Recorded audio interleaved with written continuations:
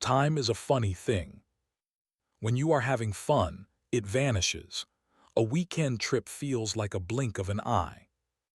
But when you are suffering, time becomes a solid object. It becomes a weight that crushes you. A minute feels like an hour feels like a day. Now, imagine a clock that doesn't stop ticking for 10,000 hours. Imagine leaving your house on a sunny Friday afternoon. You tell your friends, "I'll be back on Sunday." You pack a few sandwiches. You pack a light jacket. You expect to be sleeping in your own bed in 48 hours. But Sunday comes, and you don't return. Monday comes. A week passes. A month passes. Christmas comes and goes. Your birthday comes and goes. A year passes. And you are still there, sitting in the same fiberglass box, drifting in the middle of the largest ocean on Earth, staring at the same endless blue horizon. You have forgotten what land looks like. You have forgotten what a cooked meal tastes like. You have forgotten the sound of your own voice. You are the most lonely human being on the planet. You have drifted from Mexico to the other side of the world, a journey of 6,000 miles, powered only by the wind and the currents. And the only company you had was the corpse of your best friend, who died because he couldn't stomach the raw meat that kept you alive. This is the story of José Salvador Alvarenga. It is widely considered the greatest survival story in the history of maritime adventure. It is a story of a man who defied biology, defied psychology, and defied the ocean itself. It is the story of 438 days of hell. If you have ever complained about being bored or hungry or lonely, please hit that subscribe *** button right now. You need to hear this story because it will redefine your understanding of what a human being can endure when the only choice left is to live. To understand the survival, we have to understand the survivor. José Salvador Alvarenga was not a soft man. He was a 36-year-old fisherman living in the village of Costa Azul, Mexico. He was from El Salvador originally, but he had moved north to make money. He was a shark hunter.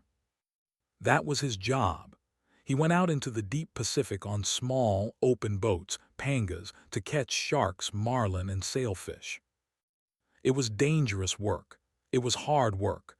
But Alvarenga was tough. He was known as Chancha, the pig, because he was stocky, strong, and could eat anything.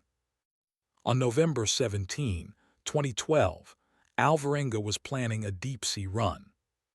He wanted to catch the big fish. Usually, he fished with his loyal partner, but his partner backed out at the last minute.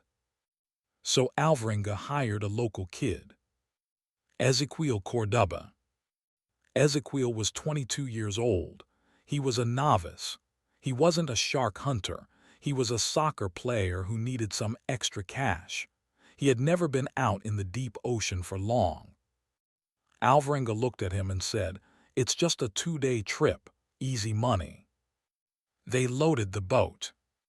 The boat was a 23-foot fiberglass skiff. It had no cabin. It had no roof. It had no bathroom. It was basically a bathtub with a motor.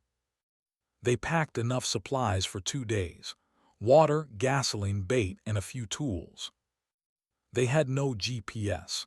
They had no flares. They had a 2-way radio, but the battery was half charged. They motored out into the Pacific, leaving the safety of the shore behind. The first day was successful. They caught fish. They were in good spirits. But on the way back, the weather turned. A violent northern storm, slammed into them. The waves turned into mountains. The wind screamed. Alvarenga was an experienced captain. He knew they were in trouble. The boat was filling with water. He made a difficult decision. "We're too heavy," he yelled. "We have to dump the catch." They threw thousands of dollars worth of fish back into the ocean. They threw away their equipment. They threw away the ice. They were just trying to keep the boat afloat. Alvarenga steered toward the coast. He could see the mountains of Mexico in the distance. They were close, maybe 15 miles out. And then silence. The motor coughed and died. Alvarenga pulled the cord. Nothing. He pulled again. Nothing. The engine had failed. They were dead in the water. Alvarenga grabbed the radio. He called his boss on the shore. "The motor is dead," he screamed. "We are drifting, send help." The boss asked for his coordinates. But the GPS on the boat wasn't working, or they didn't have one plugged in. "I don't have coordinates," Alvarenga yelled. "I can see the mountains, come get us." And then the radio died. The battery ran out. That was the last time they spoke to another human being. The wind grabbed the small boat. Without the motor to fight the current, they were at the mercy of the North. The wind pushed them away from the mountains. It pushed them west, away from Mexico, away from the shipping lanes, away from hope. Within hours, the mountains disappeared. Within days, they were alone in the vast, empty blue. Most people think the ocean is full of fish. But the open ocean is actually a desert. It is vast, empty water with very little life near the surface. Alvarenga and Ezequiel were drifting into the Pacific void. The first week was a nightmare of realization. They had no food. They had no fresh water. They had to watch the coastline vanish. They saw planes flying high overhead, tiny silver specks going to vacations they would never take. They screamed, they waved their shirts. But nobody looks down. Hunger set in, thirst set in. Alvarenga knew that panic would kill them faster than starvation. He took charge. "We have to work," he told Ezequiel. He began to invent ways to survive. They had no fishing line. They had no hooks. So Alvarenga became a hunter. He knelt at the edge of the boat, staring into the water for hours like a heron. He would wait for a triggerfish or a small shark to swim near the shadow of the boat. Then he would plunge his hands into the water. He grabbed fish with his bare hands. He grabbed them by the gills. He pulled them into the boat. It sounds impossible, but hunger makes you fast. But catching the fish was only half the battle. They had no fire. They had to eat it raw. Alvarenga chopped the fish meat into tiny strips. He let the sun dry it out a little to make it taste less like slime. He forced Ezequiel to eat. "Eat," he said, "or you die." Ezequiel tried, but he was disgusted. The raw fish made him gag. He would vomit it back up, which only dehydrated him more. Then came the thirst. It didn't rain for weeks. The sun beat down on them with the force of a hammer. They had no roof, just a small ice box, a cooler they could huddle inside for shade. Their lips cracked, their tongues swelled. Alvarenga knew there was only one source of liquid available: turtle blood. Sea turtles would occasionally float near the boat. Alvarenga would jump into the water, risking sharks, and wrestle the turtles aboard. He would cut their throats. He would drink the hot, metallic blood straight from the vein. He offered it to Ezequiel. Ezequiel drank it, but he wept. He felt like a savage. He felt like he was losing his humanity. When there were no turtles, they had to drink their own urine. Alvarenga drank it without complaint. He saw it as fuel. Ezequiel saw it as poison. He was breaking down. Survival is 10% physical and 90% mental. Alvarenga had the mind of a survivor. He was stubborn. He was optimistic. He made jokes. He played air guitar. He imagined feasts. Ezequiel had the mind of a victim. He was young. He missed his mother. He was terrified. He began to withdraw. He stopped eating the raw birds Alvarenga caught. Alvarenga learned to catch seabirds that landed on the boat to rest. He would snap their necks and drink their blood. Ezequiel couldn't do it. The smell of the raw bird meat made him sick. He started to starve himself. "I can't," Ezequiel would whisper. "It's disgusting." One day, about 4 months into the drift, Ezequiel ate a raw bird that was sick. Or maybe it was a sea snake. He got violently ill. His stomach convulsed. After that, he refused all food. He lay in the bottom of the boat, wasting away. Alvarenga tried to force-feed him. He put bits of fish in his mouth. Ezequiel spit it out. "I am going to die," Ezequiel said. "Don't say that," Alvarenga yelled. "We are going to make it." But Ezequiel had given up. One afternoon, Ezequiel started to convulse. He was groaning in pain. Alvarenga held him. "Don't leave me," Alvarenga said. "Don't leave me alone." Ezequiel looked at him. He made Alvarenga promise 2 things. 1, don't eat my body. 2, tell my mother I tried. Alvarenga promised. And then Ezequiel Córdoba died. Now the horror truly began. Alvarenga was alone. But he couldn't let go. He kept his promise. He didn't eat Ezequiel. But he couldn't throw him overboard. He was afraid of being completely alone in the universe. So for 6 days, Alvarenga kept the corpse in the boat. He talked to it. "How are you feeling today?" Alvarenga would ask. "I'm okay," he would answer for Ezequiel. "Did you sleep well?" "Yes, I slept well." He was losing his mind. He was dissociating. He was having full conversations with a decaying body to keep the loneliness at bay. But on the 6th day, Alvarenga looked at the body. It was bloating in the sun. The smell was unbearable. He realized that if he kept it any longer, he would go insane, or the smell would attract sharks that would capsize the boat. He stripped the clothes off Ezequiel's body to use for himself. He said a prayer, and he pushed his only friend into the black water. Ezequiel sank, and Alvarenga was truly, utterly alone. For the next year, Alvarenga drifted. He drifted through storms that tossed the boat like a cork. He drifted through calms where the water was like glass for weeks. He developed a routine. He woke up, he checked for food, he checked for rain. He caught rainwater in discarded plastic bottles he found floating in the ocean trash. A grim reminder that our pollution actually saved his life. He learned the language of the birds. He knew which birds meant fish were nearby. He hallucinated constantly. He imagined his family was on the boat. He imagined he was walking on the beach. He would pace back and forth in the tiny boat, 3 steps forward, 3 steps back for hours, just to feel like he was moving. He howled at the moon. He contemplated suicide.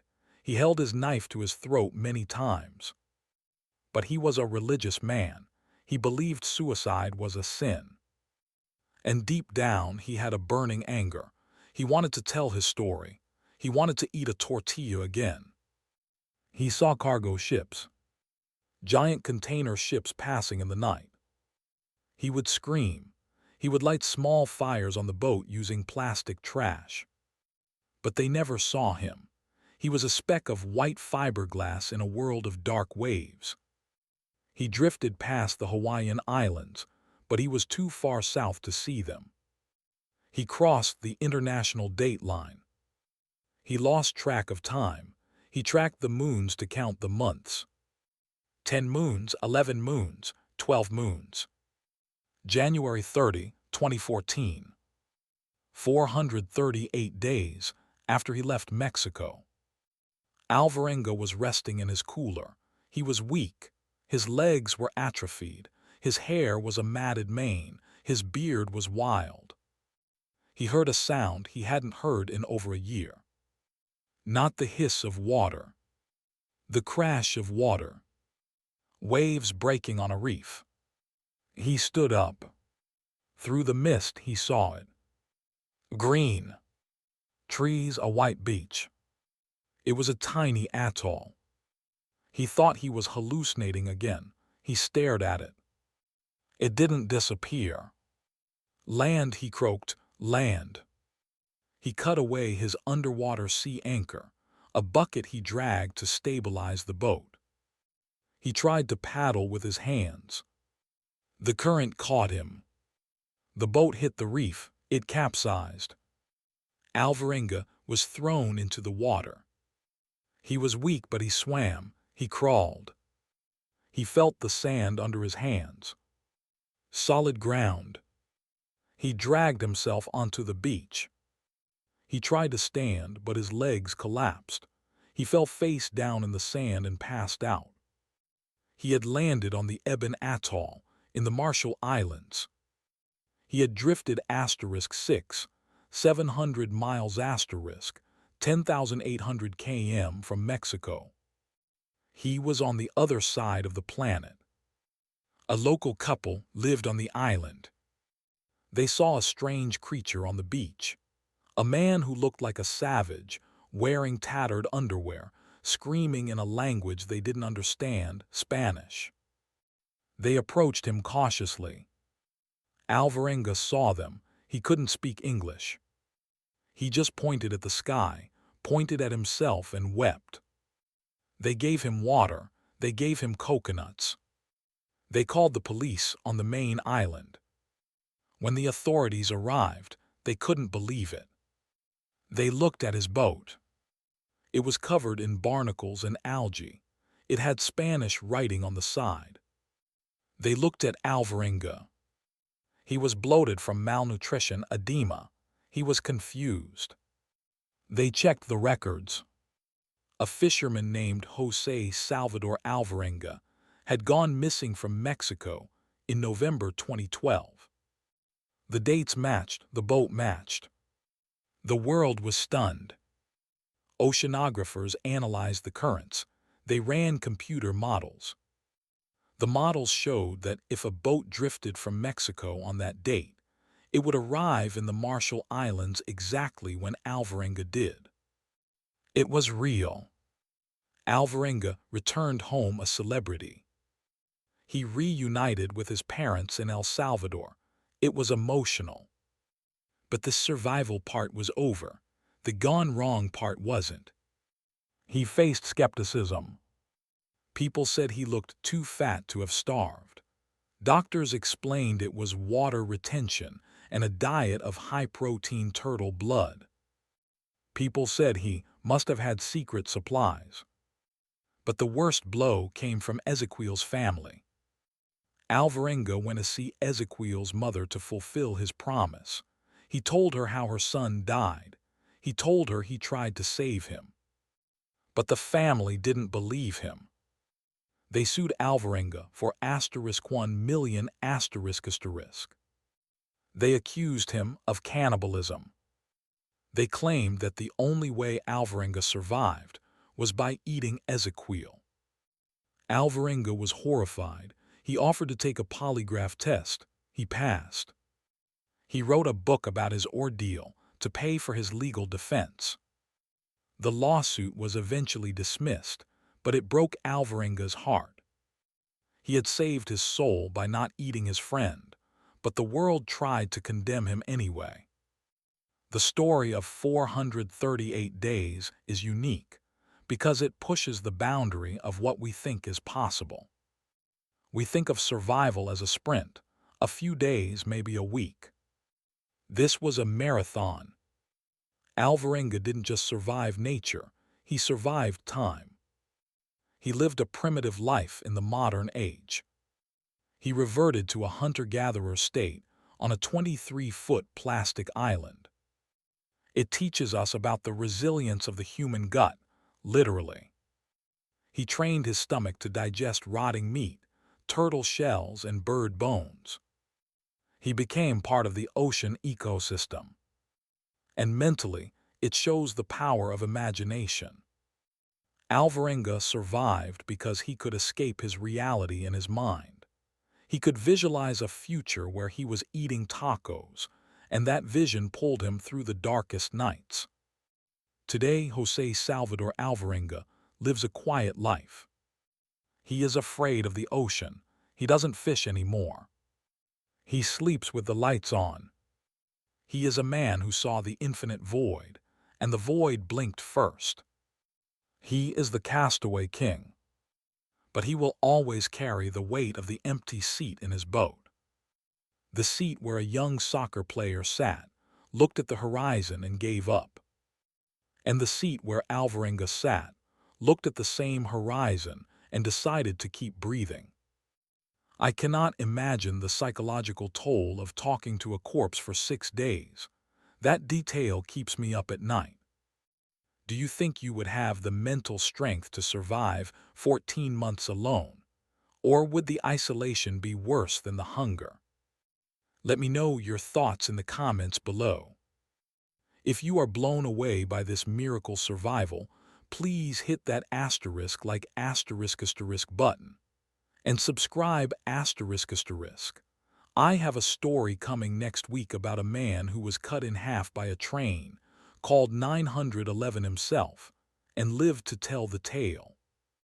Stay safe, never lose hope, and keep your eyes on the horizon.